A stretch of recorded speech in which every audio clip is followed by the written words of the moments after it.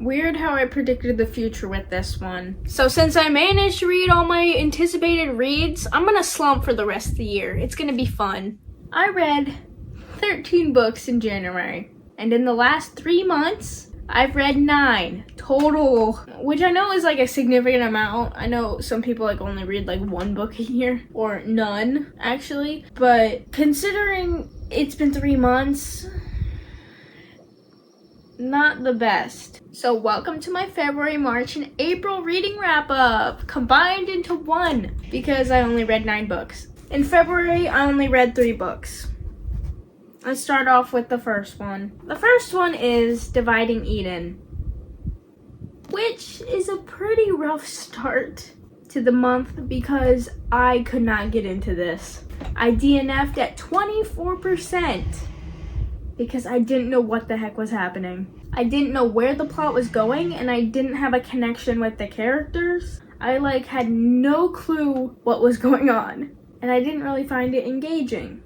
I didn't think I could stick it out the whole way through. The next book is Ignite Me.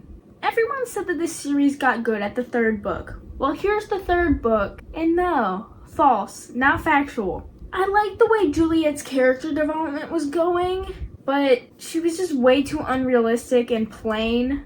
Don't get me started on Warner. He is not on my book boyfriends list. So even if I'm generous, 3 stars. 3 stars max. The next book. The Cruel Prince. Perfection. 6 words. Political fantasy, enemies to lovers subplot. That is how you know it's good. The last time I read this series, it was around mid-2021. I think about these characters all the time, so I thought it was due for a reread, and I'm glad I did. I know a 4.5 rating is a little high, but I based it purely on the vibes. And you know what? This series actually gets better the more Holly Black books you read. I live for the mentions of The Darkest Part of the Forest and Tithe. And honestly, I think anybody who likes fantasy should read this series because it's just good world building. It takes from folk tales and history and then makes a really badass and compelling main character. So I think everybody should read this. I read 4 books in March, which is the most books I've read in a single month since January. The first book I read was The City of Shifting Waters, which is a 40-page comic book from the 60s, French comic book. This was supposed to be a buffer between From Lukov with Love and Ignite Me, but I found it so boring that I added it to the never-ending currently reading list. By the way, still haven't finished From Lukov with Love, and I started it in February. Honestly, I had high expectations because of the movie. I thought the movie was dumb fun and wanted to see more of Laureline and Valerian. I read this thinking I would get more, except I didn't. Instead, I got information dumps, walls of text, and outdated art. I was expecting space and heists, but all I got was time travel and Earth. I do not need more Earth. I already live on Earth. And I gave it 1 star, unfortunately. The next book I read was The Great Gatsby for school. This is a school book that's actually interesting, and I rated it 4 stars on the school book scale, but in reality, it's probably around a 2.5 star read, but as for school books go, it's pretty good. The first book I bought on spring break was Beach Read by Emily Henry. This is also the first book I read on spring break. I really love Emily Henry. I tend to overrate her books the first time I read them because I just enjoy them that much. They're just that enjoyable, but I definitely think that this is the best book I've read of hers so far. I gave it 4.5 stars, and which means I probably have to decrease the other ratings I gave her other books, but it is what it is.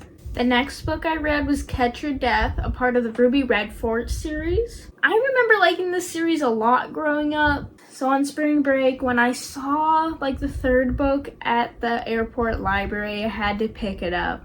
I went to it thinking that I'd read it sometime in the 10 days I was on break, The problem is, I only started reading it within the last hour of the plane ride home. After about 100 pages of reading it, I realized that I could not finish it in time, so I decided to skim the rest of the book. That may have affected my rating, but I got the gist of the book and I decided to rate it 2 stars. I just found it pretty boring and basic. I know it's like a middle grade tween novel, but just like what happened in that book? Moving on to April. Guys, guess what? My copy of The Ballad of Never After came in, and this book is my Roman Empire. The tension, the world building, the characters, the plot twists, 5 stars. Period.